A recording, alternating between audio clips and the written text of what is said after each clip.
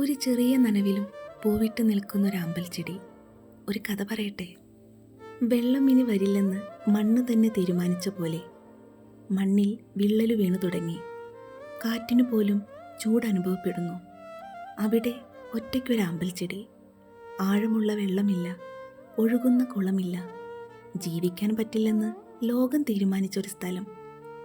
എന്നിട്ടും ഒരു ചെറിയ നനവിൽ അത് പൂത്തു നിൽക്കുന്നു. മണ്ണിൻ്റെ ഉള്ളിൽ ഒളിച്ചിരുന്ന ആ നനവിൽ ആ അമ്പൽച്ചെടി ജീവിച്ചു. ആ നനവാണ് അതിൻ്റെ ലോകം. അത് പൂത്തത് ലോകത്തെ കാണിക്കാൻ വേണ്ടിയല്ല, ആർക്കെങ്കിലും ഇഷ്ടപ്പെടാൻ വേണ്ടിയുമല്ല. ഞാൻ ഇപ്പോഴും ജീവനോടെ ഉണ്ടെന്ന് സ്വയം ഉറപ്പിക്കാൻ വേണ്ടിയായിരുന്നു. നമ്മളും അങ്ങനെ തന്നെയല്ലേ? നമ്മളെ തകർക്കുന്ന ദിവസങ്ങളിൽ, ആരും കൈപ്പിടിക്കാനില്ലാത്ത നിശബ്ദതയിൽ, ഇനി മതി എന്ന് മനസ്സ് പറഞ്ഞു തുടങ്ങുന്ന സമയങ്ങളിൽ നമ്മൾ ജീവിക്കുന്നത് ഒരു ചെറിയ നനവിന് വേണ്ടി.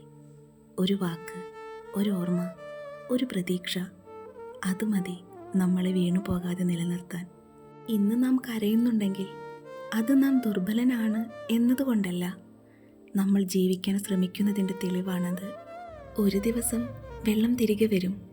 പക്ഷേ അതുവരെ വെള്ളമില്ലാതെയും പൂക്കാൻ പഠിച്ചവരാണ് ജീവിതത്തിൽ ഏറ്റവും ശക്തർ.